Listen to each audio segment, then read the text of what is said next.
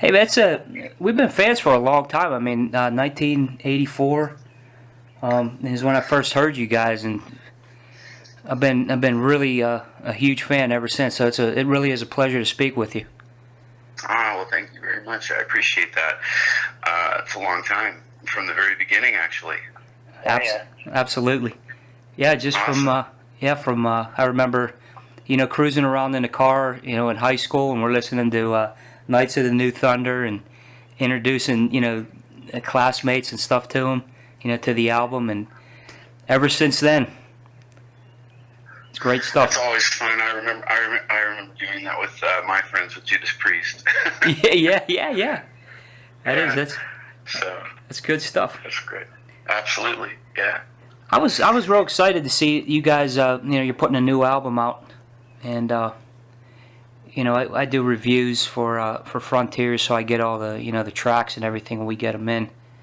And how was the recording process, Tom? I know you haven't recorded with Ronnie in about 10 years, and it's going to be great to hear that collaboration again.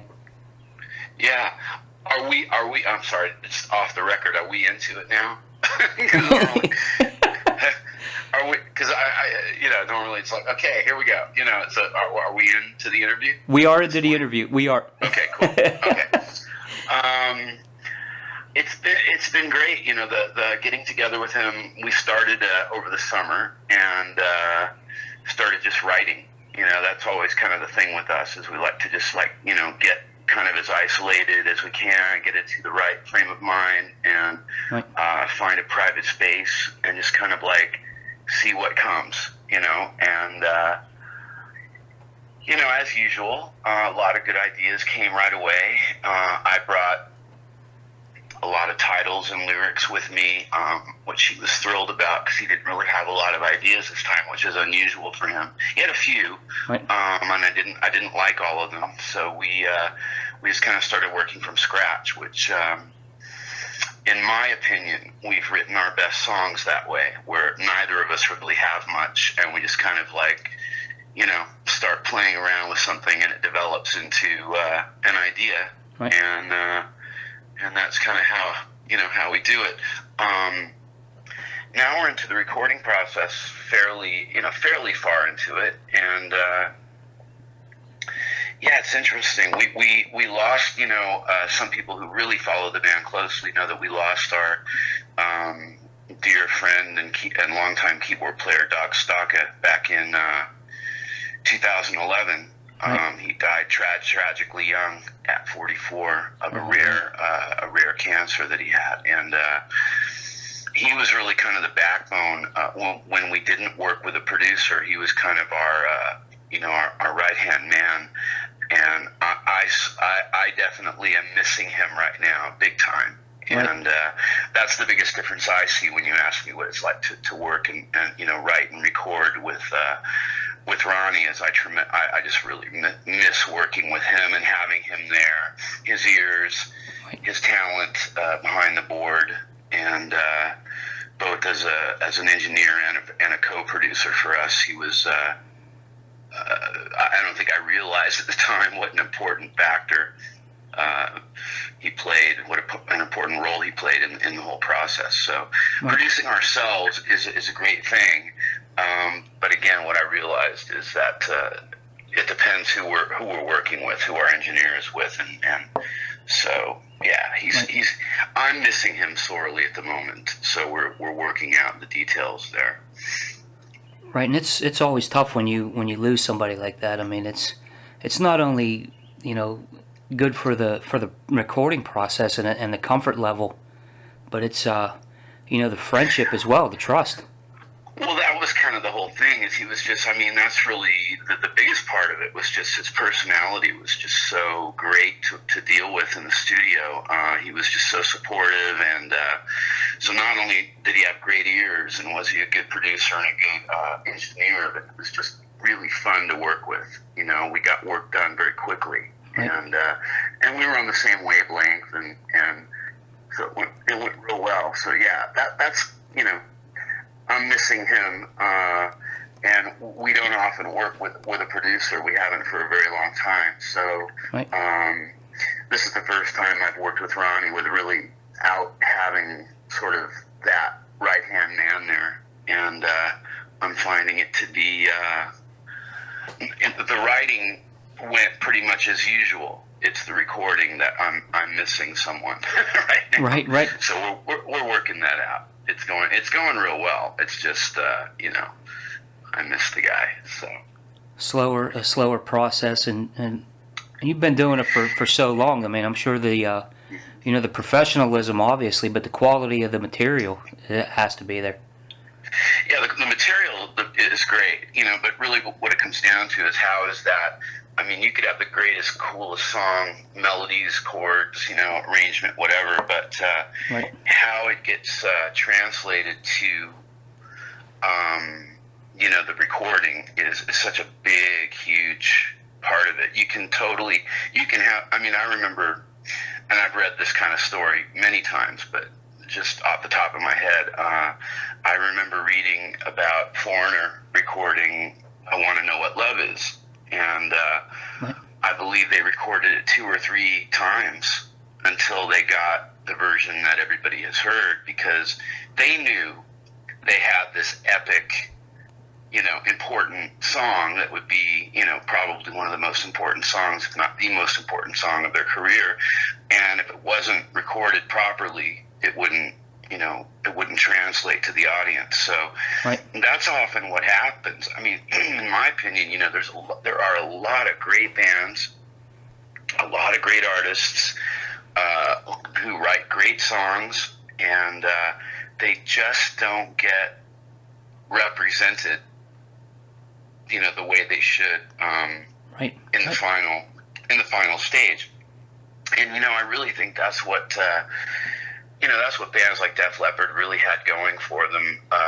Def Leppard, in my opinion. And look, I'm an 80s guy, so I'm not going to wave a big 80s flag. I know that's going to disappoint a lot of my fans, but a lot of TNT fans. But I'm more of I grew up as a 70s rock fan. So if you tell me what's the best rock, that there is, I'm going to say, well, about 1968 through about 1979, 80, are the best years for, for rock. Absolutely. And as the 80s came, were there great albums released? Absolutely, there were. But being that we were part of that scene, I was pickier about the other bands that were putting records out, and I think Def Leppard, is the one that really stands out to me in our genre, and the Scorpions as well, that really put out good music. And I think that their producer, Mutt Lange, had so much to do with the fact that, what was written got put out there to the audience in such a brilliant way. Yeah, I think it has a lot to do with it. So, I listen back to a lot of my material, whether it's with TNT or without TNT, and oftentimes I listen to it and say, man, there's such a good song there, and there's such a great, it's so close, it just doesn't quite maybe hit a home run, Right. And I agree with you with the 70s and so many bands from the 80s. I mean, that's what they were influenced by. They brought that in and just took it to a different level. Yeah, and a lot of it was overdone and overproduced, and I think that's a lot of what was so cool about the 70s is that, there's definitely something to be said for, the way Led Zeppelin did their first record was they just did a lot of shows. They played all those songs live, and they went into the studio and they recorded the whole album in like 15 hours or something like that, and spent maybe under $2,000 on the whole thing, and one of the best-selling records of all time. So yeah, there's something to be said for the old school way of making a record, where you go in with a producer and you rehearse the music a lot. You play it live, maybe at least in the rehearsal studio. Producers there, you're really working the kinks out as a band, and then you kind of go in and you nail it. And I think that I think a lot of records are missing that energy today, and I think that's what I appreciate that about some of the artists that are around now, like Jack White. I know Lenny Kravitz is not a new artist, but that approach of going in with your band well rehearsed and kind of trying to get a bit of a live energy going, I think is really the best way to record a good hard rock album. And agree. I think with today's, I'm in America, my band's in Europe. It's not an easy thing to do, to get in there and do it old school. But I do think that is ultimately the best way to do it. I agree with you. It brings those, that it brings a live feel to it, like you said. The elements, and you can tell that in a recording as well. Yeah, you can always go in and fix overdubs. In a perfect scenario, everybody's isolated, so you're in a separate space, but you're looking at each other. And I've done a bunch of records that way.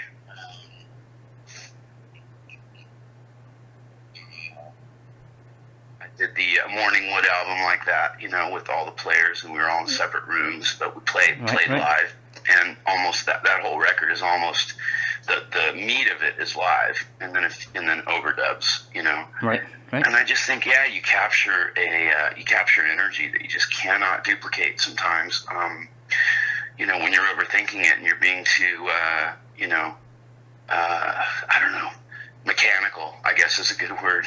Right. Yeah. A lot of records are done long distance now. Does it work? Yeah, it can work. But I do think that they take longer. They take longer because you have to get more, there's more communication that has to take place over the, over Skype or over the phone line or whatever, whatever the case may be. And if you're really, really in touch on a daily basis with your partners, wherever they may be in another city or another country, it can work beautifully. But if you are not on the same wavelength and you're not really connecting, on a daily basis when you're working, you become very disconnected, and then the music can start to sound that way as well. So. It's kind of what we're going through right now, and we're just kind of trying to reel it back in and bring it back to what we originally started doing when we started writing the songs. Because there's a lot. I'm actually feeling like this is potentially maybe one of our best albums. It's just a matter of what we're figuring out now is how to actually get it recorded in such a way and mixed in such a way where it actually, we get all of the things we envisioned come to fruition in the end. No, I've been hearing a lot of good things. I mean, just just in the press and everything about the feelings of this new album and how you feel, like you just said, one of the best records to date, and that's saying a lot because you have done some tremendous things in the past. I really hate saying that because everybody says it. Everybody always thinks their newest record is the best thing they've ever done. Absolutely. I'm hesitant to go there, but like I said, if the songs get recorded the way they deserve to be recorded, I certainly see that as a possibility. Now, hey, but you have to understand something. When people look at TNT or any legacy type band, they've got heavy memories associated with the old music. So no matter how great an album we put out in 2017 or 2018 or whatever, it's very hard for people to take that new record and embrace it and create new memories and new feelings around that. No matter how amazing it is, it could win every award and be coveted and praised and great critiques and so forth. But it could be even technically 10 times better than anything we've ever done. But the memories aren't there, and I can relate to that because I'm sorry, but if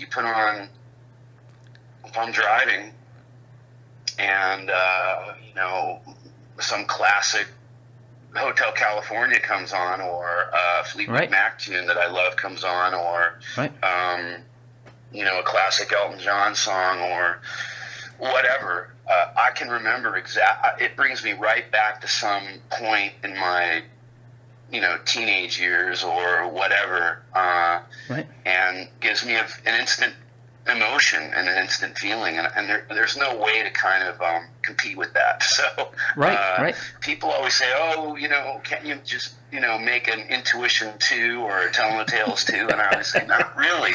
I say, no, you can't, because it would be like asking the person that asks me that, it would be like saying, well, can't you you know, can't you go back and find I don't know, wear the same clothes that you wore in 1985, or feel the same way that you do now about something you did back then. It's impossible to duplicate a mental and emotional state that you were in 30, 40 years ago, or 20 years ago, or even 10 years ago. So, exactly. You know, and a lot of the music that's created is let's face it. I mean, you can go and try to copy something. I've heard people do that before. It never works out.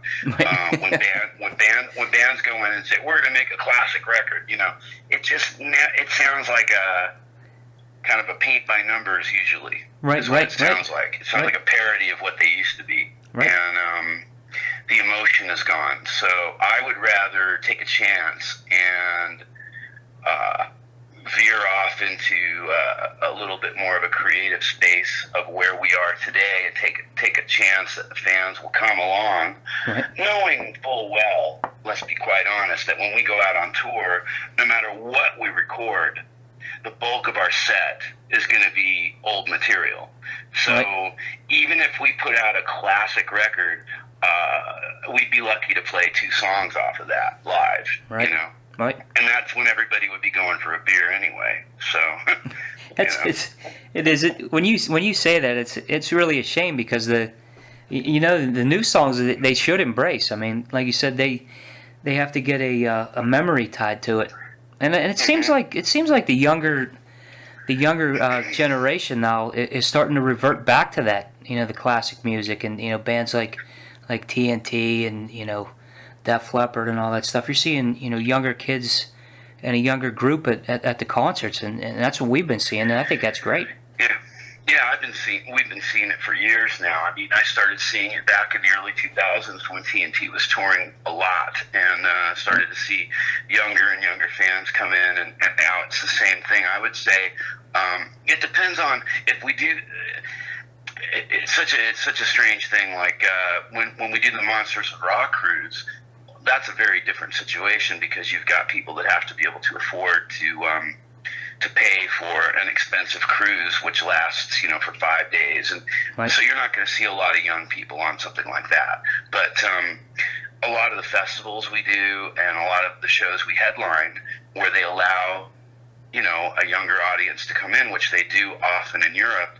Man, I would say 1/3 to 1/2 of the audience is young, and we love that. You know, they're kind of bright-eyed, and you know, they're right up front, and their eyes are wide open, and they're like, wow. You know, it's kind of like they're seeing you know, they're seeing that their parents' heroes or something for the first time. You know, so it's yeah, it's pretty cool. We're starting to see like second generation, and probably even third generation at this point. We've been around for 35 years, so I'm sure that grandchildren are showing up at this point. You know, it sounds, God, that makes me feel old, but, you know. It's crazy to even think that. Yeah, it really is. It really is. And you're headlining the Frontiers Festival this year next week, and that's really neat to see that. Next week already? Geez, yeah, right. I guess it is. Day 2. It's kind of cool. It's sort of a one-off. We were hoping to have the record out in time for that, but it didn't work out that way. We're very picky. You know, we'd rather piss everybody off, including the label and the fans, and wait till we have something that we're, you know, proud of, rather than just throw something out there because there's a deadline. You know? Right. So I agree. And I mean, hey, how long did Def Leppard take between records in the 80s? I mean, and it didn't really hurt them. So. Right. 3-4 years. Fact, You're right. I think they re-recorded, if I'm not mistaken, Hysteria at least twice, if not more. You're right. Yeah. They definitely did. So sometimes you just got to do it till you get it right. Yeah, and the stuff that you've already released, in the past is quality material, and that's what you thrive on. You want to put out the best, not only for the fans, but for yourselves. Yeah, I think at this point, with the way the music business is, the tour is everything. And so it used to be that the tour supported the record, and the record is where you really would be, you're trying to drive the record up the charts and so forth with the tour. And, to some degree that's still true. And, I could see that with younger artists that are now, pushing their way up there. Everything is just so different, it's so dramatically different. What it takes to get on Billboard now versus what it took when we were doing it, and how high you can raise, you can be on the charts with less sales and more airplay than the old days. It was always a combination of the two, but back when we hit the Billboard charts, for us to get up to 99 or 100 on Billboard on the Hot 100 album charts, we had to sell a lot of records. Right, I mean, right. You're talking 250,000 albums to get to the 100 out of 200 up to 100, and now. Right. If we sold 250,000 records in a matter of a month, we'd probably be in the top 10 or 5. Right. So things have definitely changed. It's weird. It is. It's amazing. Yeah. What was one way is the opposite now. Right. Well, yeah. So I missed. So my point really is that you make your record to kind of fuel the tour, to make people kind of feel like, oh, they have a new record out, but they really don't care that much about the new record, and they really don't care about hearing, that many songs from it. So It's kind of just, to me, it's sort of like, as a creative person, I want to make a new record, but on the other hand, it's a bummer so few people really hear it, and you put a lot of work into it, and it's kind of like, but, right. So part of me as a solo artist, I would love to write and record and just put records out for my own pleasure and for, my small dedicated fan base who love everything that I do. And we just have a love fest going back and forth, Right. But for TNT, it's a lot of work to put a good album together for people who really just want to see us play live. And right. So I'm sure I'm not alone when there's a lot of bands have come out lately saying, why should we bother making new music? You're right. White Snake and a bunch of other, although he did go back on his word, and I think he is actually making a new record because right, I think they are. I know for a fact that he is. But I can see people coming to that point, because, we're selling concert tickets, and we just did in January, we had a sold-out tour with no new album. So, right. Yeah. So it really becomes just our own need to be creative and the fans just wanting to know that it's there, I think, that we're still, I guess, viable, and we're trying to make new music, so... Yeah. And hopefully they embrace the the new stuff here pretty soon. I hear that from a lot of bands though. Like you just said, that they just go out and tour, and people still want to hear the classics regardless of what you do. And you're right. You could come out. You could you could open your show and throughout the show litter some new 1 or 2 new songs, or 3 at the most, and. Right. Again, that's when people are going to be going, well, if you start your show with it, then they're going to be excited because, if it's a good song and has a good beat and a good energy, they'll be excited just to see you pop on stage. Right. So opening song is a good place to put a new song. But generally speaking, after that, they're off having a beer Right. until you play the hits. Right. So, yeah.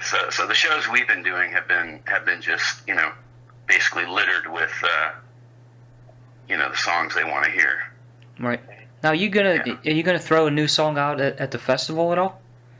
No, I don't think so. We're just not ready. So I think we're just going to play the hits. And we're going to do the set that we just did in January. We'll probably do a very similar show to what we just did over there. And, just do what we do best and try to put on a good show.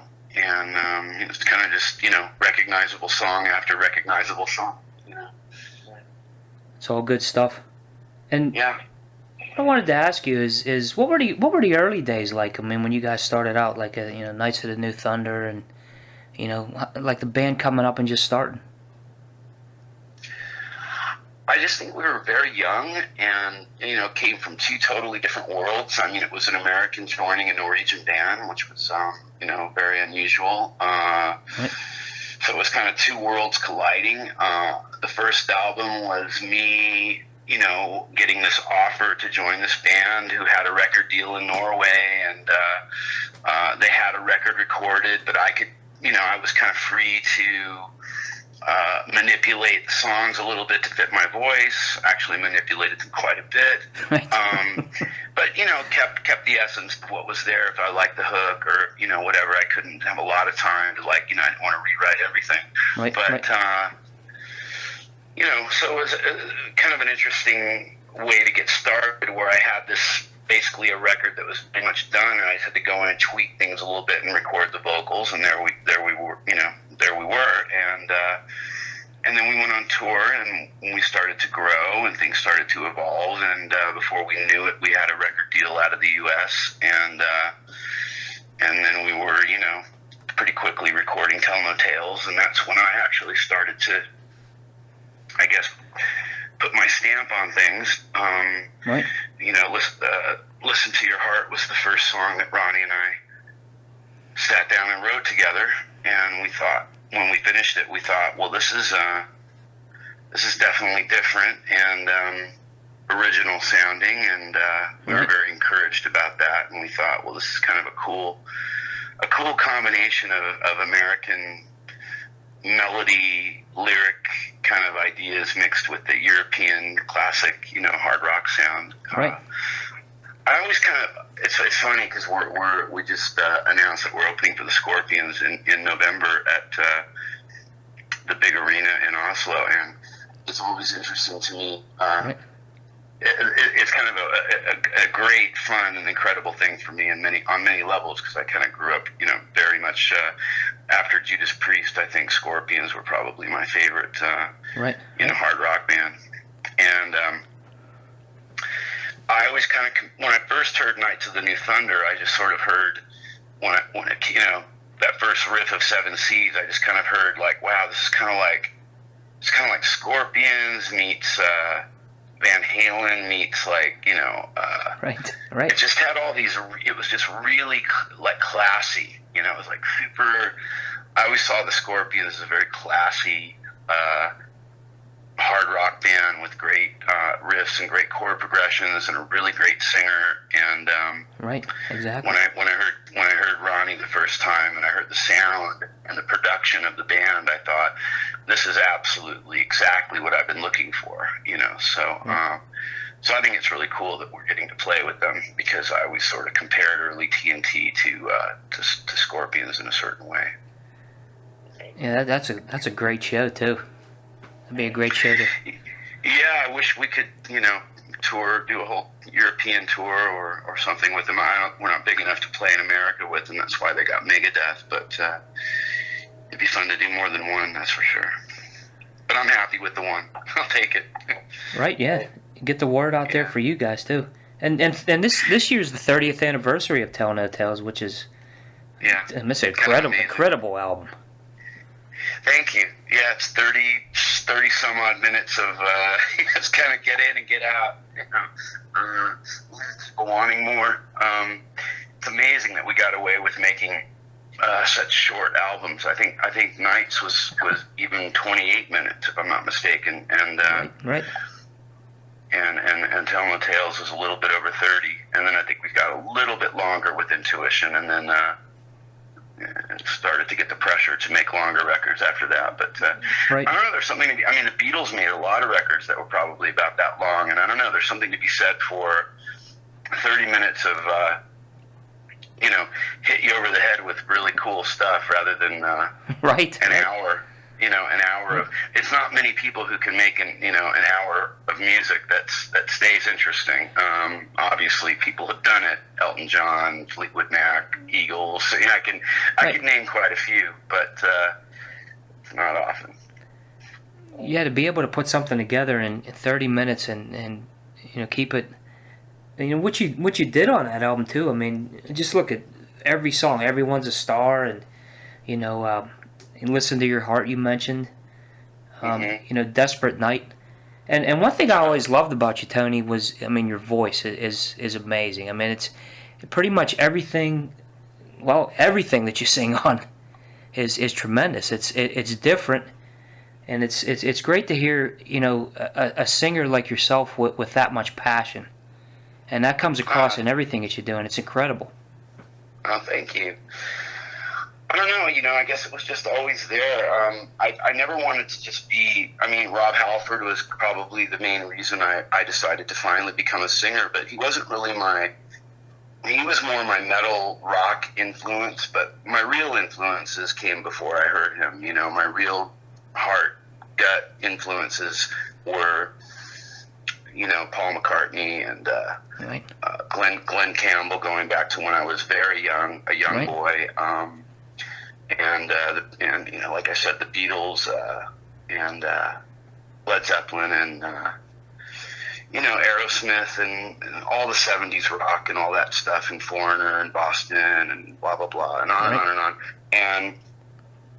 But when I heard Halford, I kind of thought, being a skateboarder and a surfer and liking extreme things, and my mother was an opera singer, when I heard him, I thought, well, I had this thing in my head where if it wasn't extreme and amazing and crazy, it wasn't worth doing. Right, so right. I kind of thought, if I'm just going to go out and be just another guy singing, it's not worth it. But if I could do that, if I could really go over the top and just be like completely, just somehow touch even closely towards what he was pulling off, it would be worth it to give it a shot. So right. That's when I kind of started to dig in and try to emulate that stuff until I could get it right. And but the passion, yes. I mean, I never wanted to be. What I often hear way too much is just these really great voices with great ranges and I just don't get anything out of it. People will right. say, oh, this person's so great or this person's so great. I'm like, I don't know. I just don't hear I would rather hear a guy with 5 notes in his range.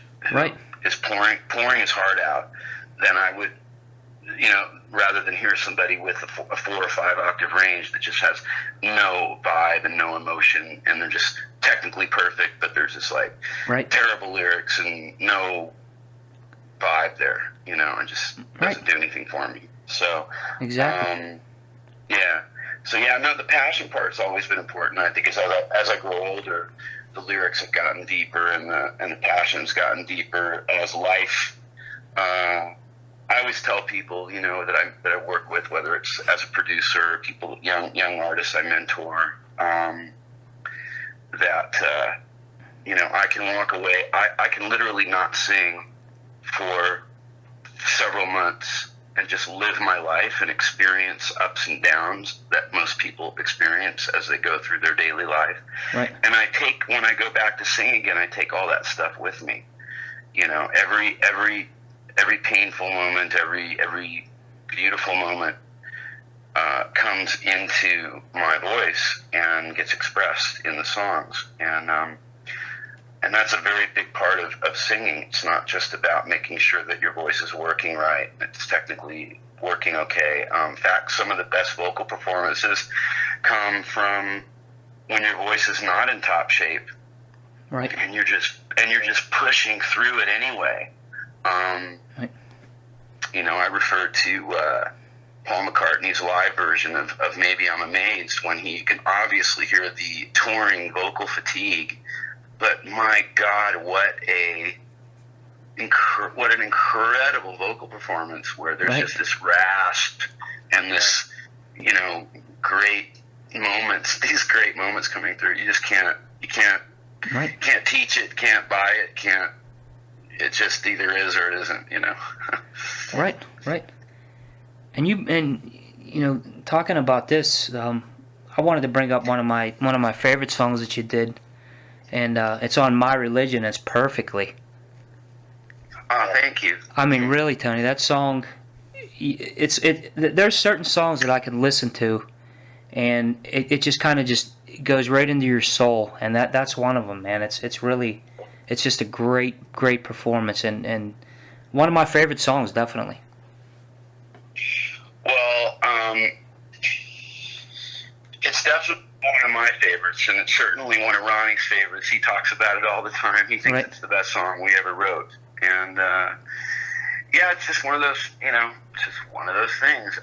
It didn't get any more writing attention than any other thing that we did. In fact, it was probably written very quickly. Most of the better things that we've done were written and recorded quickly, to be honest. Right. Yeah, and that one was both. It was written and recorded pretty quickly, and you know, I don't really know what to say about it other than it's just a magic moment. Right. It's of you know, everything just kind of working, you know, and coming together. Yeah, I love that one too. Beyond, it's definitely one of my favorites. So I appreciate you pointing that one out. Yeah, it's a nice moment in TNT's history, and unfortunately, I wish more people had, you know, were exposed to that song. In fact, I strongly feel had the album My Religion been released in, let's say, you know, in 91 or something, or 92, instead of Realized Fantasies, that probably would have been our huge breakthrough, massive album. I'm pretty sure. Right. It was. I mean, just track for track, all the way through it was. It was excellent. I mean, just, you know, Lonely Nights. You know, just some of the great songs on there. I agree with you too. I mean, it is really good. We were on a roll. We definitely had a very good creative little period there. We had a great team. Again, our keyboard player was working closely with us. Tommy Hansen in Denmark did a fantastic job mixing. He'll be mixing this album, this new one as well. And Right. but yeah, it was. I'm super proud of that one. When people ask me what's your favorite TNT record, I don't hesitate to say My Religion. By far. It is. It's a great album. And how about, you know, some of the you know, the side projects you did, and I have them right in front of me right now, is Westworld.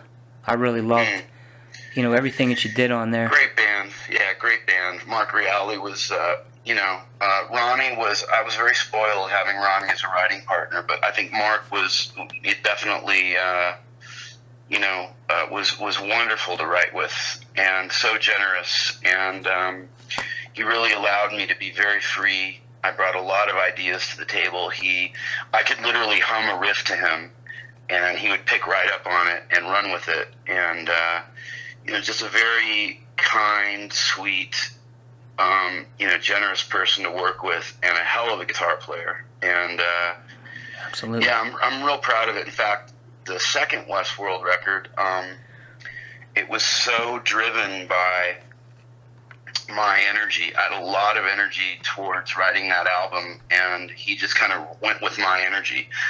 You know, albums are like that. I can go through the TNT records, and I can tell you album for album which one was more driven by Ronnie's energy, and which one was more driven by my energy. And the Westworld stuff was kind of like that too. The first album was sort of all of us getting to know each other, and being a little bit, a little just kind of checking things out, and seeing how things would go and trying, But that second record, I could easily call that my first solo album, Skin. Right. That's kind of exactly what I would have done if I were to have done, a rock solo album. It would have probably sounded like that, Right. And then Cyber Dreamer is amazing. I love that record too for different reasons. It's different than the other two. I think Bruno Ravel did a great job producing it, and it's got a little bit of a cleaner, more commercial sound. So I think kind of the first album is more retro 80s, and I think the second album kind of is more of has more of a 90s/70s vibe. Right. Which is definitely more me. And then Cyber Dreamer again goes back to a little bit more of an 80s sound. So I was really, really proud of that band, and was really hoping that it would kind of pop open. And I think had we had that run of 4 records, maybe 5 or 10 years after we did, right, probably that band would have done a lot more and started playing festivals, and maybe would have even been something that would be a real viable project today. But of course, we lost Mark a few years ago, and that was super sad. Huge talent. And Absolutely. Going back to me as a kid again, going back to Riot, right. All those records were especially Fire Down Under was a big record for me as a becoming metalhead. Yeah, it was a great album. Yeah, And a lot of stuff that he did too was that Riot did and Mark did was amazing. I mean, it really was. It seemed like every time they brought something out, it just got a little bit better. Yeah, for my taste, excuse me while I chew. For my taste, I really preferred the first singer that they had. Fantastic. And I feel embarrassed that his name escapes me right now, but... Was it Rhett Forrester? No, he was the second singer. Rhett was the second, you're right. I'm trying to remember the guy's name, though. Yeah, I feel terrible about it, but he was the one on Fire Down Under and Narita, and the first few albums. I think Rhett's first record was the that kind of cowboy vibe album that they did, the first one. But he was great. He was great too. He was a great front man. Oh, really, really rivaled David Lee Roth in some ways, I think, as a front man. Right. But that first singer was absolutely fantastic. And yeah, so anyway, yeah, it's great working with Mark, and also, with Bruno. And Bruno is a hell of a talent. And John O'Reilly, the drummer from, who's now playing with Trans-Siberian Orchestra, but who was in Blue Oyster Cult, and he was in, just a slew of big bands. Just a great classic drummer, in the John Bonham school, of drumming. And it was a really great project. I'm very, very proud of those records. So I remember, when I first got the, Skin album and hearing Uneasy, that's my favorite song from it. I remember days just driving to work and throwing that in and probably listening to that song 5 or 6 times. Yeah, really I like that one too, and that was a great one to work on. That's a great example too of how things can change when you get into the recording studio. We, from what I recall, we had written it, and we had a totally different chorus melody. And when I went in to record the vocals, I thought, I really don't like this melody. Maybe I can leave the music like it is and write something totally different. I've done that many times, right. And so I rewrote the entire chorus melody. And when everybody heard it, I just took the liberty of doing it, and everyone heard it and said, "Oh God, this is much better than what you had." So, right. Luckily, usually when I do that without telling anybody, it works out in my favor. But thankfully, Yeah, nobody's going to tell you no. Magnus Carlsen, who works with me on the Starbreaker stuff, he always tells me, you're the only guy that I allow to, when I send music, that I'm okay with you, like, just taking the music and doing, because he always has a full song in mind, right, with melodies and everything. And I always tell him, send me two different things. Send me the music with no vocal ideas, and then send me a version with vocal ideas. And I go to the one without first, so I'm not influenced by anything that he did. Right. And then if I get stuck, I then go refer to things that he did, and then I may combine the two, or I may just not use anything he did, or I may use everything that he did and write lyrics, my own lyrics to it. Right. So works different ways. It's amazing some of the people that you've worked with too. Like you just mentioned Magnus, and he's incredible, and also the Starbreaker, another great album. Yeah, those two records are I'm proud of as well, especially the second one. I really love, because we kind of developed a little more and just kind of took it someplace else. I love the first one too, but the second one for me is just has, again, the second one is kind of like the second Westworld record. It's sort of like right, just has a little more depth to it for me personally as a singer, than the first one does. Now, is like, speaking of Magnus and some of the other guys, is there any other projects that you have down the road? I mean, working with these guys again, like Magnus and Bruno. We do have a Starbreaker record that we're supposed to do. We'll see what happens with that.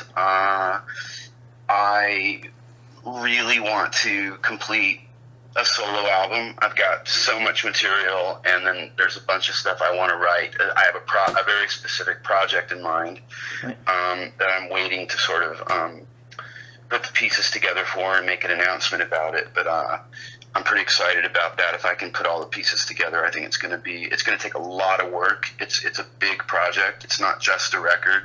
Right. It involves a couple of different ideas. So I would say it's more of a multimedia project than it is just a record, but cool. Something I very much want to do. And but for today, I have a TNT record to finish, and I've got a lot of shows coming up with TNT starting in June throughout the rest of the year, pretty much. So I've got my hands full. Yeah, it's a lot of work. No doubt about that. Now, is there any plans for TNT with U.S. dates? We had a couple of agents working for us. It didn't work out yet, but it's actually okay, because I think 2018 is going to be a year for us to approach the U.S. market again. I know we have. It's frustrating for me because I post all these great things online that we're doing overseas, and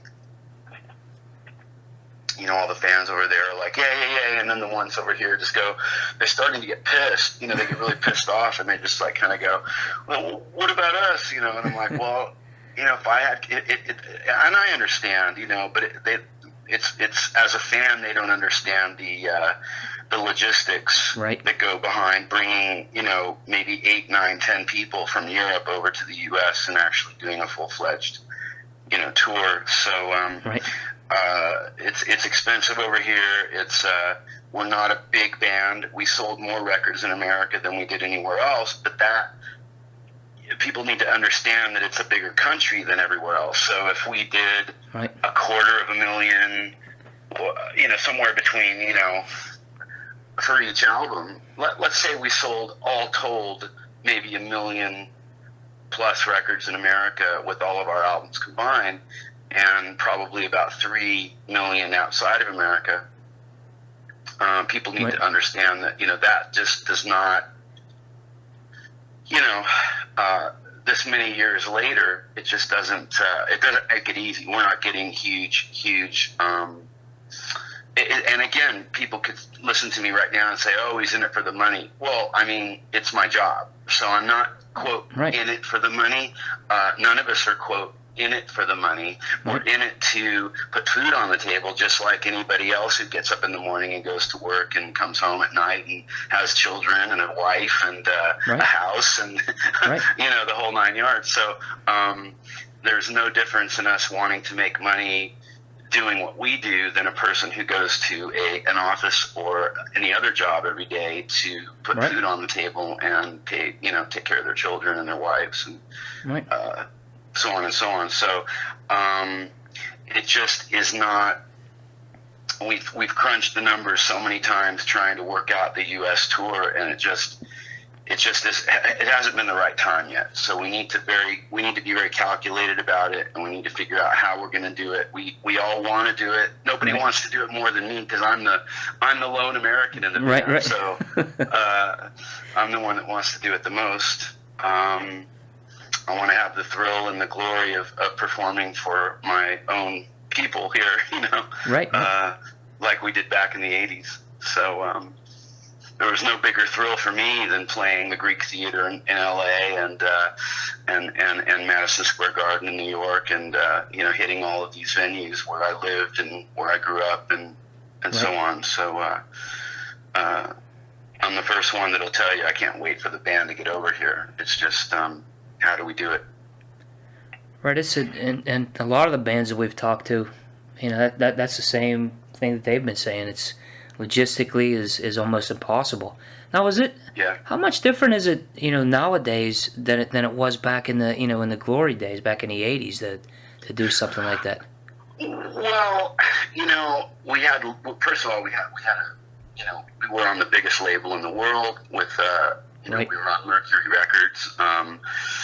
And which is Universal Music, and we had a lot of support from them. We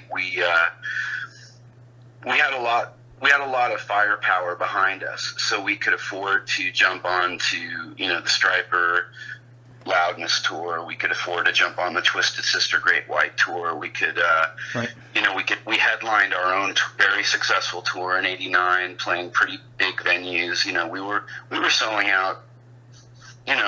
Averaging about 1,000 to 3,000 people per night. Some were a little less. And but I mean it's pretty good for our first headlining tour. And we finished up with a round of shows on the East Coast that were all sold out, packed, and broke attendance records and so forth. And then we just never came back. So we left on a high note. We didn't sort of fizzle out. But what we should have done is stayed in the States and jumped onto immediately on the Intuition album. We should have jumped right onto Opening for Somebody and released another video.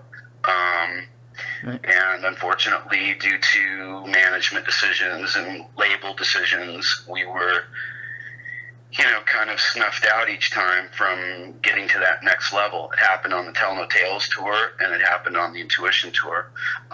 Intuition was an interesting situation because as we were wrapping up the U.S. tour, we got the phone call that we had exploded in Japan. So we went over there to an incredible experience of finding ourselves being superstars in Japan out of nowhere. And that was really fun, and made us feel like okay, things aren't so bad, Right.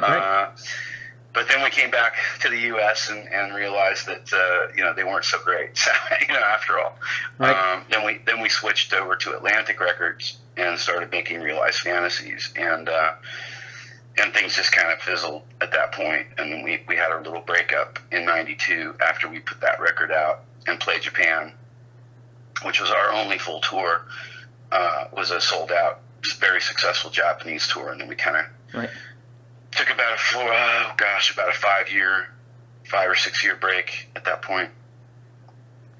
Yeah, I guess you just got to the point where you were worn out, and the creative. It's hard to be creative and everything the way you need to be. We felt a bit defeated. We felt a bit defeated. We felt like, wow, we have just busted our asses for close, about 10 years. Right. And where's the, we didn't look. I'm not going to say where's the mansion and where are the sports cars, but where's the, is it okay if I own a house or an apartment or even a car, or can I have anything? Can I just have a life, Right. So it was to be, edging towards 30 at that point. I guess by the time we put out Realized Fantasies, we were all in our late 20s, or at least Ronnie and I were. Right. And you have to remember we were one of the younger bands. So when Nights came out, I was 22 and Ronnie was 21. And in America, in Europe, I was 21 and he was 20. So, we were one of the younger bands when we first started to break. So we were kind of in the game a little bit ahead of some of the other bands. So by the end of the 90s, we were still in our late 20s. So, starting to feel but we had worked so hard, just album tour, and just didn't really see the payoff that we were hoping for. And we didn't have these expectations of being, rich and successful so much as we just wanted to have enough behind us that we could continue moving upward, and not feel as though all of the support was waning, which was exactly what happened, Right. That's when the 90s hit in, and that's when grunge came in. And again, I can't remember the timing, but as I recall it, we put out Realized Fantasies, and it just seemed to me that somewhere within the weeks of releasing that record, Nirvana's single hit MTV, and I just I remember very clearly watching MTV, seeing that song, and I knew immediately the minute I saw that song, I thought, it's over for us. It's over for us and all of our peers. It's over now. This is the new thing. Right. And everyone else got really bitter about it. The one thing we could have done differently that a lot of the smarter bands did was they went and focused on Japan, because Japan was really not having the grunge thing. They were like, man, okay, let's put all of our money into 80s rock. And so the smarter bands started to get bigger and bigger in Japan, and they were actually able to sustain their lives off of Japan alone. Some of them were getting $1 million record deals and doing more extensive touring over there, like Yngwie Malmsteen and a few other acts like Mr. Big and so forth. And that kind of kept them alive, through the 90s, anti-80s rock movement, as you would say. But I kind of was artistically very intrigued by what was going on musically. So I was one of the few that didn't get all bitter. It would have been better for my bank account had I embraced the whole thing and either got TNT to embrace Japan and continue on over there, or created my own 80s sounding act to take advantage of the Japanese thing that was happening and would have made a fortune. But instead I kind of rebelled against my own genre and started to really embrace all the music I was hearing, being a creative person, and really started getting I was into a lot of the bands that were coming out of Seattle. I was into a lot of the music that was generally being released, and I thought it was interesting and fresh, and changed my style of writing, and in many ways made me a better artist, I think, what happened in the 90s. So, again, I suffered financially, but I think I grew artistically from it. So. And everything that you've done, you're saying bringing in the different elements, from the different eras and everything and it made you stronger, and it gave you staying power as well. I mean, nowadays, the people that were fans back in the 80s have stuck with you, and probably making new fans right now as well with the some of the side projects if you've done, because they're all different. They vary different ways, and I think that's great. Yeah, what I try to do from time to time on my Facebook page, I'll just throw up a song I know a lot of the TNT fans haven't heard, and often what I'll get when I look down the thread and I look at everything everybody says is, half of them will say, I love this song, I have it, I've been listening to it for a while. And then other people will say, wow, this is great. I've never heard this before. So, I like to do that from time to time to expose people to something they, a totally different side. I remember most people, when they think of me, they think the high-pitched, girly-sounding singer from the 80s with the long blonde hair. And I know about 4 years ago or so when I started to became friendly with Mike Portnoy. Right. And we were talking about, doing something together at one point. He actually dug in and listened to a lot of the side stuff. I sent him some things that I had done outside of TNT since the 80s, leading up to to the current times. And right. He was like, wow. He's like, this is so completely different and so cool. And I love the way you're singing, and I love your lyrics and melodies and the vibe and the energy. It's not what I would have expected at all. And I'm like, yeah, well, right. I naturally kind of grew up, and that I think that's been my biggest struggle, is to kind of like, I like being a part of TNT because it's something that, it's my legacy. It's something I've been doing for a long time, and I love performing those songs for the fans because it makes them so happy, Right. But from an artistic standpoint, there's a part of me that when I'm on stage playing TNT songs, it's the greatest thing in the world because I can feel their love for the music. Right. Makes me have a great time on stage. Right. But the artist in me Right. has moved so far beyond that music that I'm into something, I'd like to develop something completely and utterly, and I have with other music I've done, and I'd love to continue growing and evolving and developing other things. Right. And most people don't know that about me, and so I do work to expose people to it, as much as I can.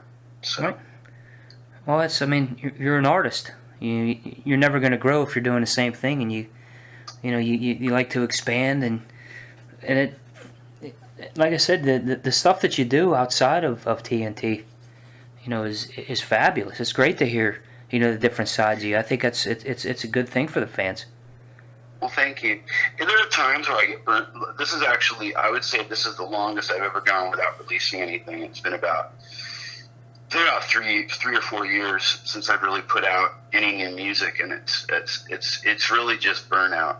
I think I just came to a point where I put out the Wildflowers record and maybe a single after that, and then I just literally got burnt out on. It's not that I didn't continue writing and working on ideas and lyrics and different things, but I just kind of got for the first time in my creative life that I can remember, I never usually let more than a year go by before putting something out, and this is the longest stint that I've had, and I think it's just literally burnout, Right. and disappointment and a lot of different things, but that'll change, and I'm sure I'll pick it up and get more prolific again soon, and probably put out.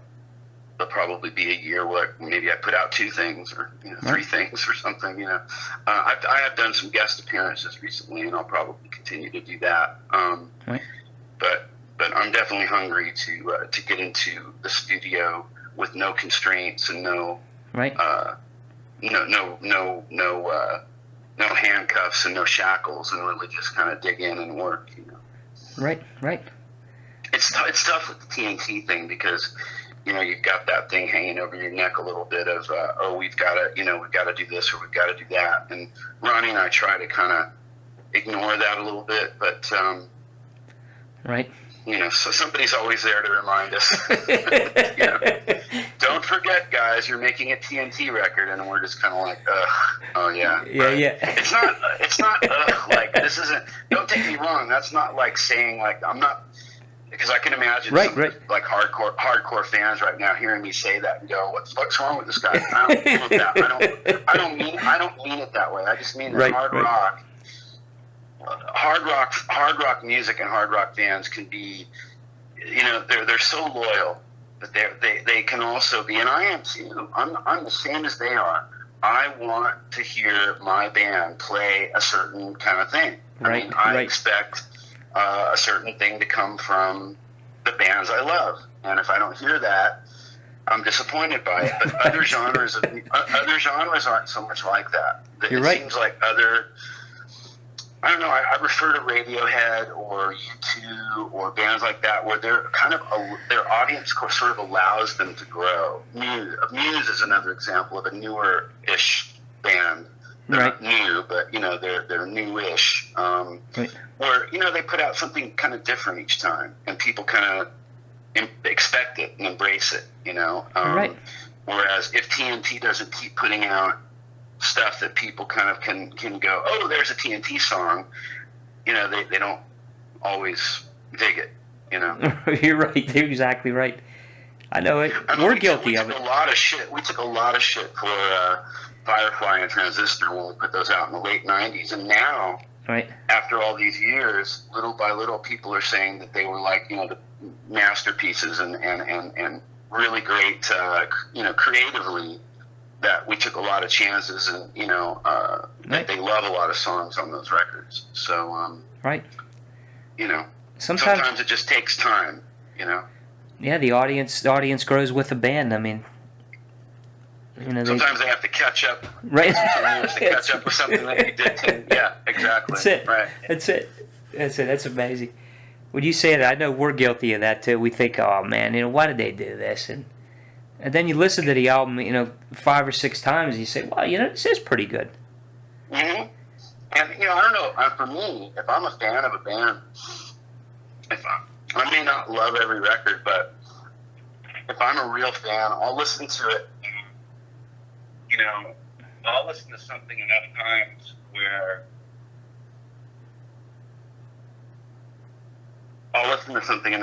where I'll actually I'll start to really love 1 or 2 songs, or start to gravitate towards something on the record, and then usually from that place I'll start to branch out and like more and more of the record than I initially did.